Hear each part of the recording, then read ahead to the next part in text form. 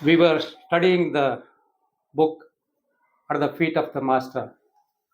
In this, we have gone through the preface written by Dr. Annie Besant and also the foreword written by J. Krishnamurti himself.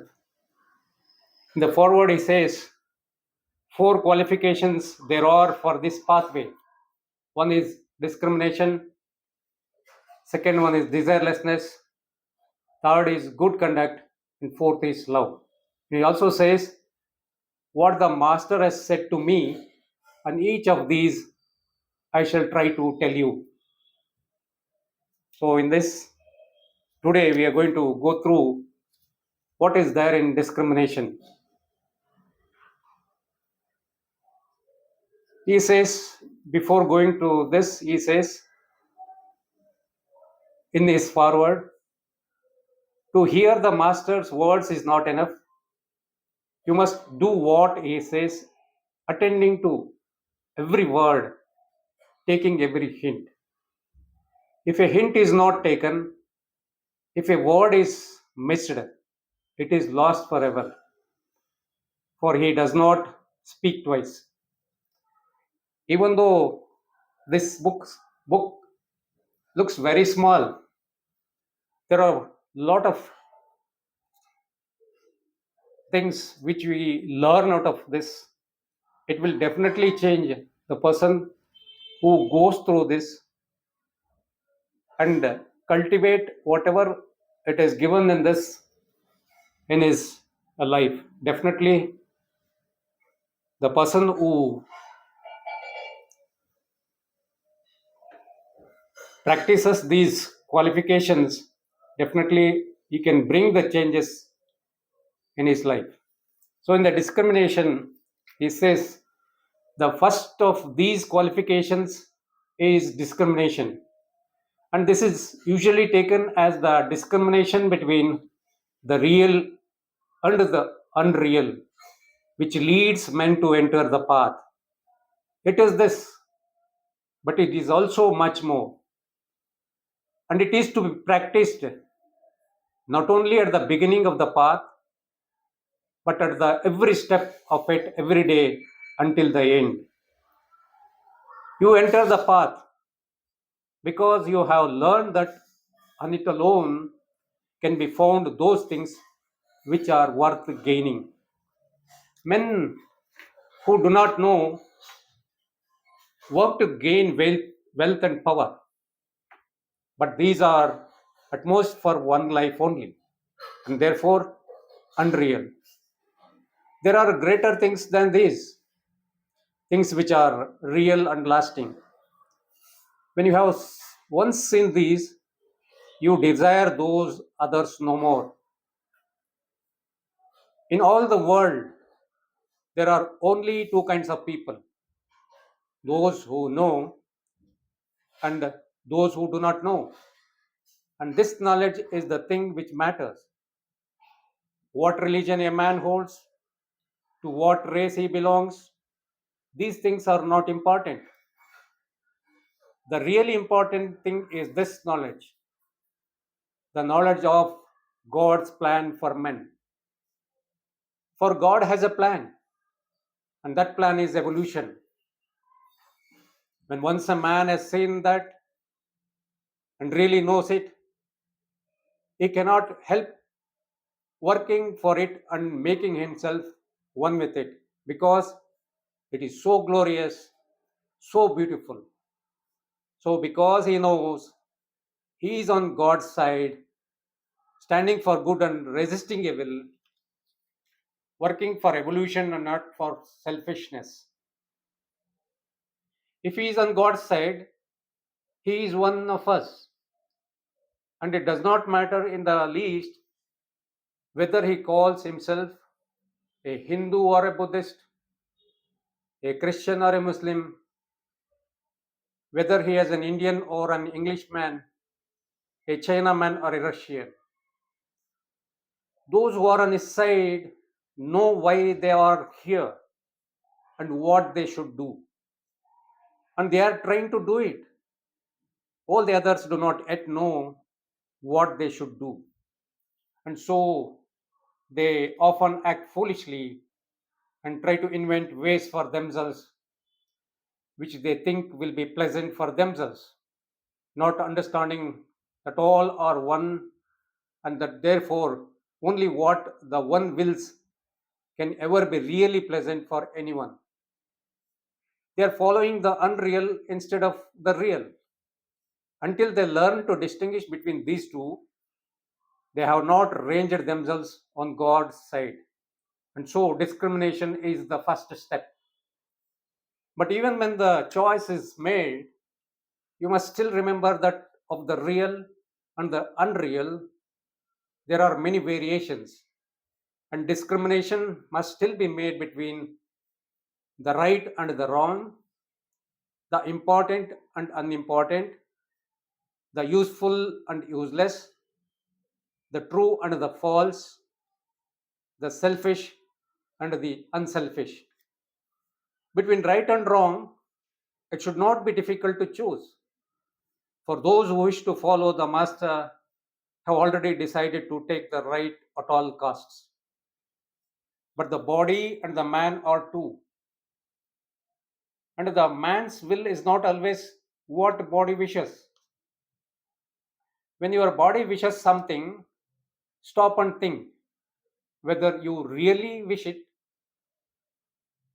for you are God and you will only what God wills. But you must dig deep down into yourself to find the God within you and listen to his voice, which is your voice. Do not do not mistake your bodies for yourself. Neither the physical body, nor the astral body, nor the mental. Each one of them will pretend to be the self in order to gain what it wants. But you must know them all and know yourself as their master. When there is work that must be done, the physical body wants to rest, to go out walking, to eat and drink. And the man who does not know say to himself, I want to do these things and I must do them. But the man who knows says, this that wants is not I, and it must wait a while. Often, when there is an opportunity to help someone, the body feels how much trouble it will be for me. Let someone else do it. But the man replies to his body, you should not hinder me in doing good work. The body is your animal, the horse upon which you ride. Therefore, you must tread it well and take good care of it. You must not overwork it. You must feed it properly on pure food and drink only, and keep it strictly clean always, even from the minutest speck of dirt. For without a perfectly clean and healthy body, you cannot do the arduous work of preparation. You cannot bear its ceaseless strain, but it must always be you who control that body, not it that controls you. The astral body has its desires, dozens of them. It wants you to be angry, to say sharp words, to feel jealous, to be greedy for money, to envy other people their possessions, to yield yourself to depression. All these things it wants, and many more, not because it wishes to harm you, but because it likes violent vibrations and likes to change them constantly. But you want none of these things, and therefore you must discriminate between your wants and your bodies.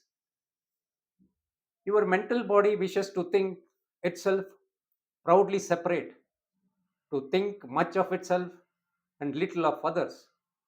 Even when you have turned it away from worldly things, it still tries to calculate for self, to make you think of your own progress instead of thinking of the master's work and of helping others.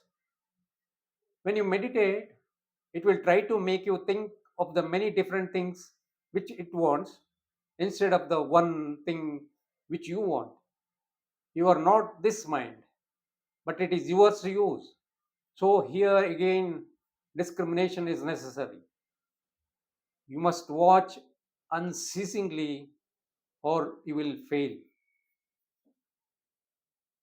Between the right and wrong, occultism knows no compromise. At whatever apparent cost, that which is right you must do, that which is wrong you must not do, no matter what the ignorant may think or say. You must study deeply the hidden laws of nature, and when you know them, arrange your life according to them, using always reason and common sense. You must discriminate between the important and the unimportant, firm as a rock where right and wrong are concerned. Yield always to others in things which do not matter, for you must be always gentle and kindly, reasonable and accommodating, leaving to others the same full liberty which you need for yourself.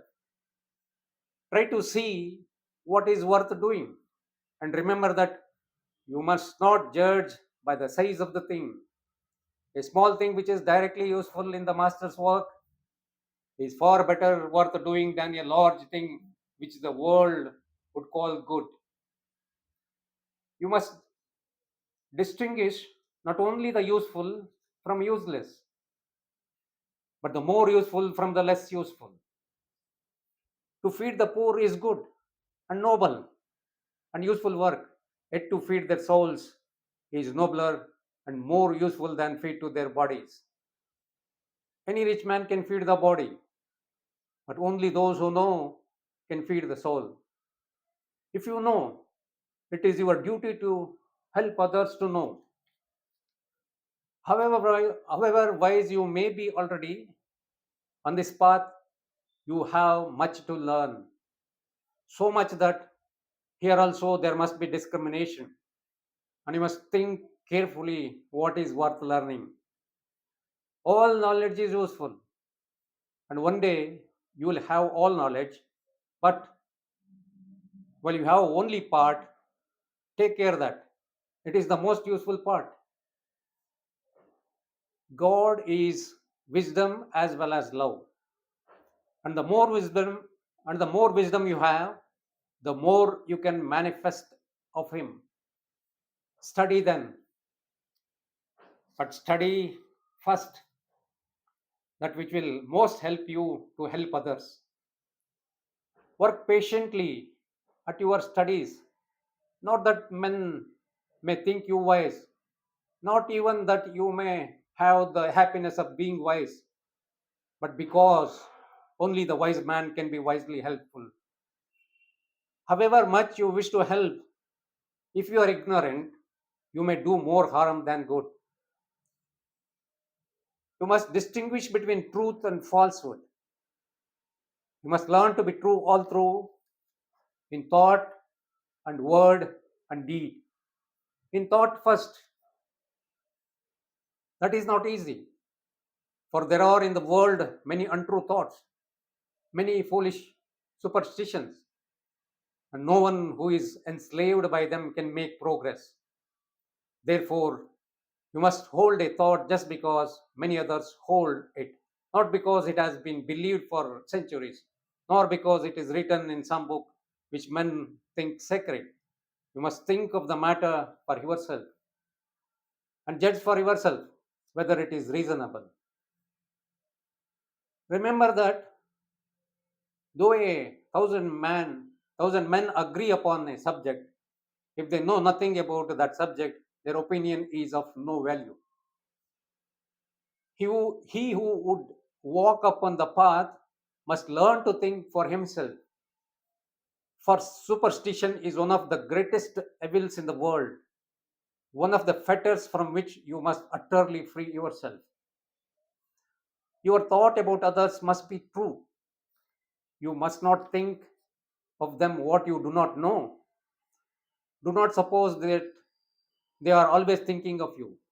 If a man does something which you think will harm you, or says something which you think applies to you, do not think at once, he mean to injure me. Most probably, he never thought of you at all. For each soul has its own troubles, its thoughts turn chiefly around itself. If a man speaks angrily to you, do not think he hates me. He wishes to wound me. Probably someone or something else has made him angry. And because he happens to meet you, he turns his anger upon you. He is acting foolishly. For all anger is foolish. But you must not therefore think untruly of him.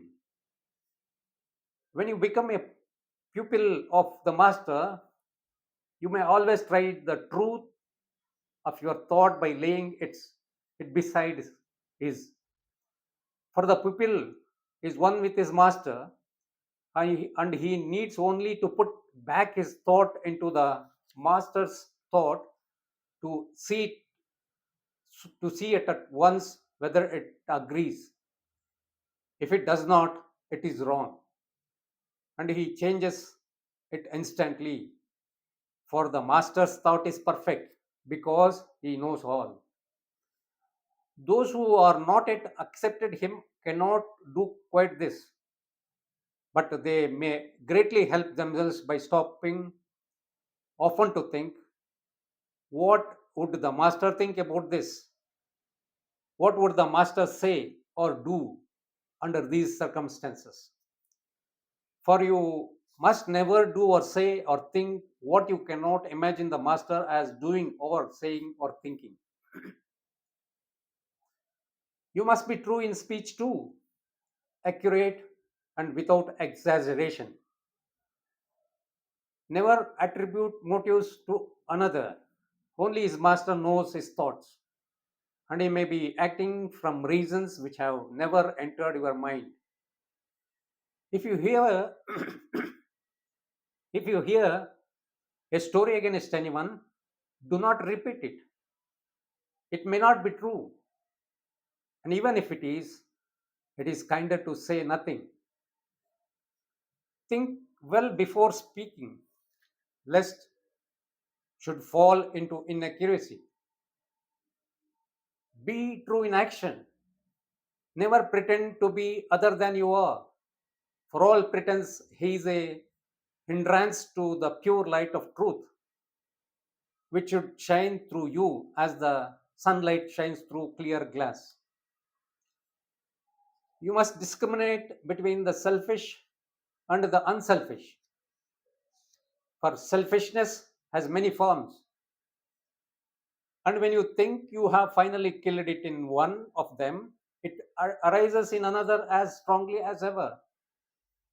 But the degrees, but by degrees, you will become so full of thought for the helping of others that there will be no room, no time for any thought about yourself.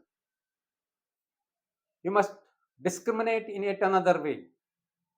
Learn to distinguish the God in everyone and in everything, no matter how evil he or it may appear on the surface.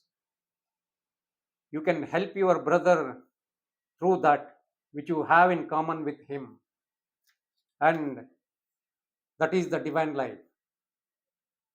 Learn how to arouse that in him, learn how to appeal that in him. So shall you save your brother from wrong. This is what J. Krishnamurti has given us in the discrimination, which is self explanatory on itself.